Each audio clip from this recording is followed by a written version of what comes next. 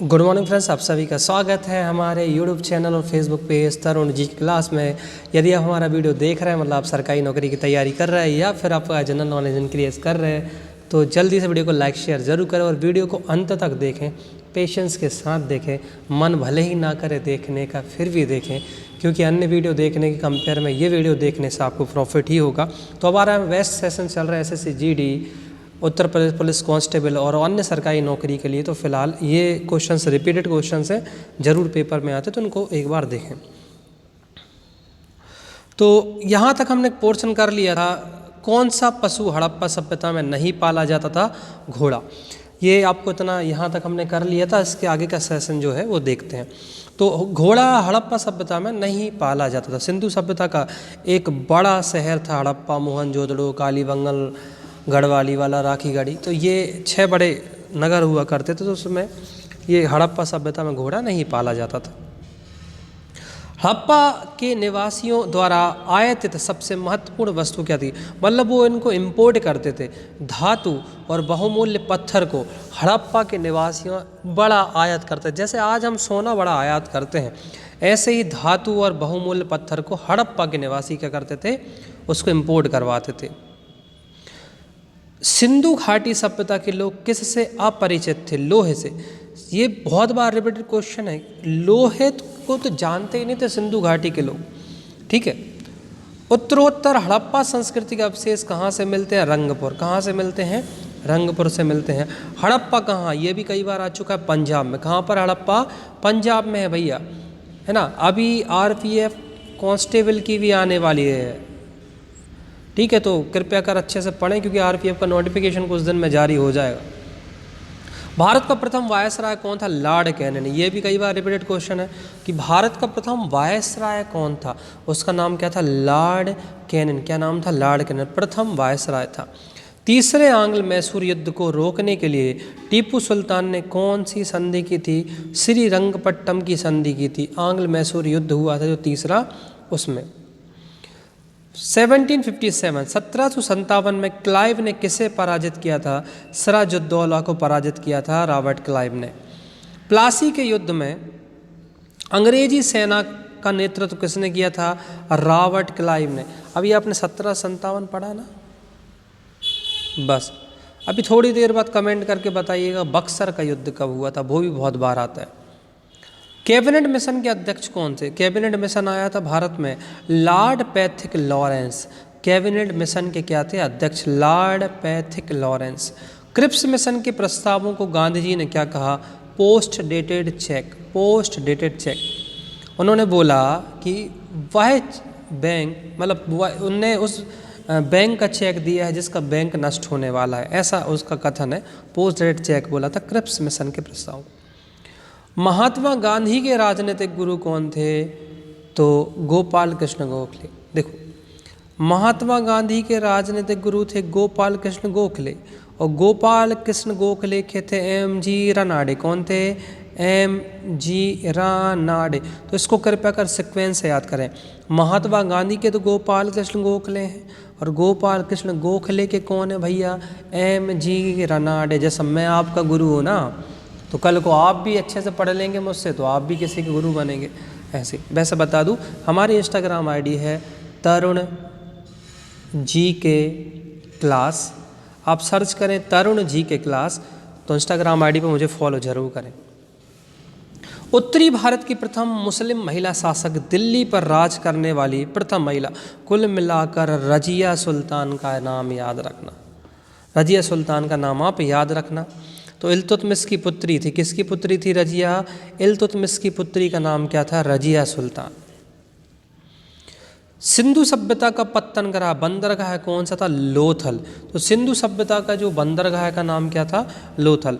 भारतीय राष्ट्रीय कांग्रेस के संस्थापक कौन थे? एओ ह्यूम। आपको पता है 1885 को कांग्रेस की स्थापना हुई थी। तो इसके ये उनने मतलब एस्टेब्लिश तो कौन ने किया था? एओ ह्यूम ने। लेकिन इसके प्रथम अध्यक्ष की बात करें, अध्यक्ष के आए तो आपको व्योमेश चंद्र बनर्जी का नाम लगाना। व्योमेश चंद्र बनर्जी। तो कांग्रेस के प्रथम अध्यक्ष थे, बम्बई में इसकी स्थापना हुई थी। महात्मा बुद्ध द्वारा दिए गए प्रथम उपदेश को कहाँ जाता है? धर्म चक्र प्रवर्तन। जो उनने पहली बार उपदेश दिए थे उनको हम धर्म चक्र प्रवर्तन बोलते थे। किस वेद की रचना गद्य और पद्य दोनों में की गई? यजुर्वेद। 4 वेद हैं, ऋग्वेद, यजुर्वेद, सामवेद, अथर्ववेद। सबसे लेटेस्ट का वेद है अथर्ववेद, सबसे पुराना है ऋग्वेद। पर यजुर्वेद की खास बात है वो गद्य में भी है और पद्य में भी है। चीनी यात्री ह्वेनसांग किसके शासनकाल में भारत आया था? हर्षवर्धन के शासनकाल में भारत आया था। आपने जब पढ़ा होगा वर्धन वंश, तो हर्षवर्धन की बहन का नाम था राजश्री, ठीक है। तो वर्धन वंश में मिलेगा तुमको हर्षवर्धन, और चीनी यात्री ह्वेनसांग है ना, उसके समय में ही भारत आया था। ये कई बार आ चुका है। बनारस हिंदू विश्वविद्यालय, इसको हम आज VHU बोलते हैं, उसके संस्थापक कौन थे? मदन मोहन मालवीय जी बनारस हिंदू विश्वविद्यालय के क्या थे? संस्थापक। स्वतंत्र भारत के प्रथम गवर्नर जनरल कौन थे? Lord Mountbatten. स्वतंत्र भारत, देखो यहाँ स्वतंत्र भारत जोड़ दिया, यहाँ कौन सा भारत जोड़ा है? स्वतंत्र भारत के प्रथम गवर्नर जनरल। देखिए भैया बड़े कन्फ्यूज़न होता है जब आपसे पहला वायसराय पूछ ले, कंपनी के अधीन वायसराय पूछ ले, लॉर्ड गवर्नर पूछ ले, लॉर्ड गवर्नर जनरल पूछ ले, बड़ा कन्फ्यूजन क्वेश्चन होते हैं। लेकिन जब भी आपसे पूछे स्वतंत्र भारत के प्रथम गवर्नर जनरल थे लॉर्ड माउंटबेटन। और आपको इतना भी याद रखना है, जो भारत और पाकिस्तान डिवीज़न हुआ, विभाजन हुआ, वो लॉर्ड माउंटबेटन योजना के तहत ही हुआ है, इतना भी आपको याद रखना है। किस मुस्लिम शासक के सिक्कों पर देवी लक्ष्मी की आकृति बनी थी? है मुस्लिम, लेकिन देवी लक्ष्मी की आकृति है मोहम्मद गौरी। कौन है भैया? मोहम्मद गौरी ने जो सिक्के चला उस पर लक्ष्मी जी की आकृति थी। काला शोक की राजधानी क्या थी? पाटलिपुत्र। पटना सुना ही होगा ना, हाँ बस यही है वो काला शोक। तो कहीं ना कहीं आप नोटिस करते हैं जो बुद्ध धर्म है ज़्यादातर बिहार में आप देखेंगे, वहाँ पर आपको अच्छा खासा फैला हुआ मिलेगा। और ज़्यादातर आपको जो बौद्ध धर्म से रिलेटेड मंदिर हैं या फिर मठ हैं वो आपको कहाँ मिलेंगे भैया? बिहार में ही ज़्यादा मिलेंगे। ऐसा नहीं कि भारत में नहीं, अरुणाचल प्रदेश में भी है। आप 7 सिस्टर में जाएंगे तो आपको बहुत सारे बौद्ध मठ मिलेंगे, सिक्किम में भी मिलेंगे, पर बिहार में आपको कुछ ज़्यादा ही मिलेंगे क्योंकि कहीं ना कहीं बौद्ध धर्म का केंद्र रहा है बिहार। गायत्री मंत्र की रचना किसने की थी? विश्वामित्र ने। किसने की थी? विश्वामित्र ने गायत्री मंत्र की क्या थी? रचना की हुई थी विश्वामित्र ने। लंदन में इंडियन हाउस की स्थापना किसने की थी? श्याम जी कृष्ण वर्मा ने। अभी लंदन में आपको याद रखना है इंडियन हाउस, यहाँ पर लंदन में इंडियन हाउस की स्थापना करी थी श्याम जी कृष्ण वर्मा ने, लंदन में। किस गुप्तकालीन शासक को कविराज कहा जाता है? मतलब कविराज की उपाधि किसके पास थी? समुद्रगुप्त के पास किसकी उपाधि थी? कविराज की उपाधि थी। किसके पास? समुद्रगुप्त के पास किसकी उपाधि थी? कविराज। अकबर इतिहासकारों में किसने अकबर को इस्लाम का शत्रु कहा? बदायूं ने। अकबर इतिहासकारों में किसने अकबर को इस्लाम का शत्रु कहा? बदायूं जो था उसने बोला अकबर क्या इस्लाम का दुश्मन है, शत्रु है ना। पर ऐसा कुछ नहीं है, अकबर उदारवादी था, उसने हिंदुओं के लिए भी अच्छा काम किया। मुझे कमेंट करके इतना ज़रूर बताएं कि सबसे ज़्यादा हिंदू मनसबदार किस मुग़ल शासन काल में थे? सबसे ज़्यादा हिंदू मनसबदार। भक्ति को दार्शनिक आधार प्रदान करने वाले प्रथम आचार्य कौन थे? शंकराचार्य। शंकराचार्य भक्ति को दार्शनिक आधार प्रदान करने वाले क्या थे भैया? प्रथम अध्यक्ष थे। किस नगर को सिराज हिंद कहा जाता है? जौनपुर। जौनपुर को क्या बोलते हैं? सिराज हिंद। जौनपुर याद रखना, इसको क्या बोलते हैं? सिराज हिंद। भारत का सिराज बोलते हैं, क्या बोलते हैं? भारत का सिराज, जौनपुर को। चालुक्य वंश का सर्वाधिक प्रसिद्ध शासक कौन था? Pulakeshin second. Pulakeshin second, Pulakeshin second ही चालुक्य वंश का क्या था? प्रसिद्ध शासक था। मोहम्मद गौरी ने 1192 में हुए तराइन के द्वितीय युद्ध में किस शासक को पराजित किया था? पृथ्वीराज चौहान। आपको पता है 1191 और 1192 दो बार युद्ध हुए तराइन के। पहले वाले में तो पृथ्वीराज चौहान जी जीत गए थे, लेकिन दूसरे वाले में पृथ्वीराज चौहान क्या हो गए थे? हार गए थे मोहम्मद किससे? गौरी से। और मैंने हमेशा पूछा तराइन का तृतीय युद्ध जरूर बताएं। सबको प्रथम द्वितीय जरूर याद रहते, लेकिन तीसरा याद नहीं रहता। जरूर बताएं कि तराइन का तृतीय युद्ध कब हुआ और किस किस के बीच हुआ। क्वेश्चन मेनली यही है तराइन का थर्ड वॉर। भारतीयों के महान रेशम मार्ग सिल्क रूट को किसने आरंभ करा? कनिष्क। कनिष्क भैया सिल्क रूट के लिए जाना जाता है। और आपने सुना होगा कौन सा संवत? शक संवत। कौन सा संवत? शक संवत। तो शक संवत भी कहीं ना कहीं किसने चलाया था? कनिष्क ने, जो आज भारत सरकार अपनाए हुई है शक संवत। गुलरुखी के नाम से कौन जाना जाता था? सिकंदर लोधी। ये भी इंपॉर्टेंट है। सिकंदर लोधी को हम गुलरुखी बोलते थे। गुलरुखी, गुलरुखी, गुलरुखी। सिकंदर लोधी, सिकंदर लोधी को क्या बोलते थे? गुलरुखी। आपने सुना होगा आगरा शहर किसने बसाया? तो आगरा शहर बसाया था सिकंदर लोधी ने। इतना आपको याद रखना है। और सिकंदर लोधी ही था शायद जिसने ज्वाला देवी के मंदिर को, मूर्ति को तोड़ के उसके छोटे छोटे टुकड़े करके कसाईयों को मांस तौलने के लिए दे दिया था। सिकंदर लोधी था। तो गुलरुखी नाम से जाना जाता था।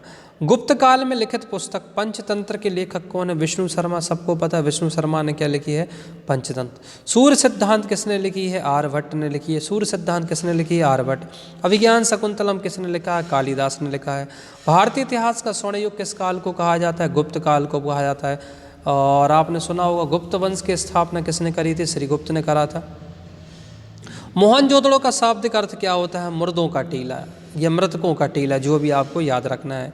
सिंधु घाटी सभ्यता को किस काल से जोड़ा जा सकता है? कांस्य काल। मतलब सिंधु घाटी सभ्यता को हम कांस्य युगीन सभ्यता के नाम से जाने जाते हैं। मोहनजोदड़ो किस भाषा का शब्द है? सिंधी भाषा का शब्द है। तो ये सिंधी से याद कर लेना। उत्तर वैदिक कालखंड कब से कब माना जाता है? तो 10,000 ईसा पूर्व से 600 ईसा पूर्व, सॉरी 10, अरे मैं गलत बोला हूँ, माफ़ करिएगा। 1000 ईसा पूर्व से 600 ईसा पूर्व तक उत्तर वैदिक कालखंड माना जाता है। उत्तर वैदिक काल की विशेषता क्या थी? जो उत्तर वैदिक काल में आज भी आपको चित्रित घूसर गुफाओं में मिलते हैं ना, मृदभांड और लोहा के जो मिलते हैं अवशेष, वो सब उत्तर वैदिक काल के ही विशेषता है। जो चित्रित घूसर, मृदभांड और आपको लोहा याद रखना है, ठीक है। अच्छा, उत्तर वैदिक काल की जानकारी के स्रोत क्या है? यजुर्वेद, सामवेद, अथर्ववेद। क्या है स्रोत? यजुर्वेद, सामवेद, अथर्ववेद उत्तर वैदिक काल के क्या है? स्रोत हैं। मनुष्य के जीवन को किन 4 आश्रमों में बांटा गया है? ब्रह्मचर्य, देखो ब्रह्मचर्य में बांटा गया है, गृहस्थ में बांटा गया है, वानप्रस्थ में बांटा गया और संन्यास में बांटा गया। तो देखो इनमें से मेनली 4 आश्रम है मनुष्य के जीवन में। ब्रह्मचर्य जो भैया जीवन भर शादी ना करते, गृहस्थ मतलब कि जो फैमिली बनाकर रह रहे हैं, वानप्रस्थ जो अपना जीवन ज़्यादातर वनों में भगवान की भक्ति करते हुए, और सन्यासी तो पता ही है उसका तो जीवन परमात्मा को समर्पित है। तो ये भैया 3 तो बड़े टफ होते हैं। गृहस्थ जीवन भी टफ है, जब शादी कर लो बच्चे हो जाएं, ठीक है, बड़ा जीवन। अपने पिता से पूछो गृहस्थ जीवन कितना टफ है। बेचारा उनका यंग जवान छोरा घर पर बैठा हो और उसकी नौकरी ना लग रही हो तो माता पिता पे क्या बीतती है वो तो सिर्फ माता पिता ही जानते हैं। इसलिए भैया ज़रूर पढ़ें, अच्छे से पढ़ें।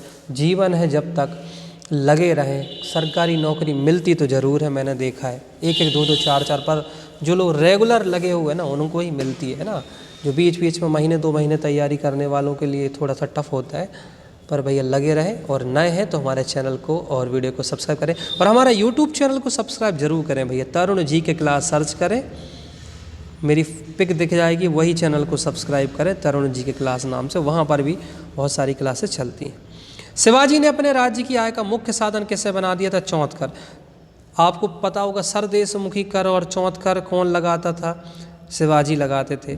जैन धर्म के 24वें तीर्थंकर कौन थे? महावीर जी कौन थे? जैन धर्म के 24वें तीर्थंकर। एक लास्ट क्वेश्चन और कवर करते हैं। भारत एक राष्ट्र नहीं 2 राष्ट्र है, यह कथन किसका है? मोहम्मद अली जिन्ना। आदि आज मोहम्मद अली जिन्ना ये कथन ना बोल के आ गए होते ना कहीं पाकिस्तान भी हमारे देश में होता, हमारा छोटा भाई होता, और आज वहाँ आटे की किल्लत ना होती। लेकिन अब ठीक है भैया, क्या करो, अब जिसको भीख मांगनी है वो क्या करेंगे।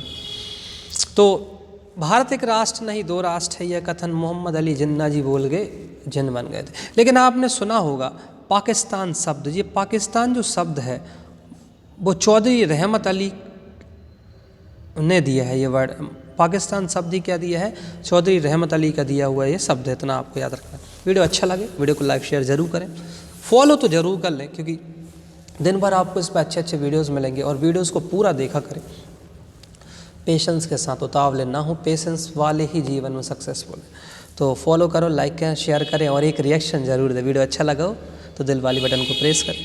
मिलते हैं नेक्स्ट वीडियो में, जब तक के लिए जय हिंद, जय भारत, जय महाकाल।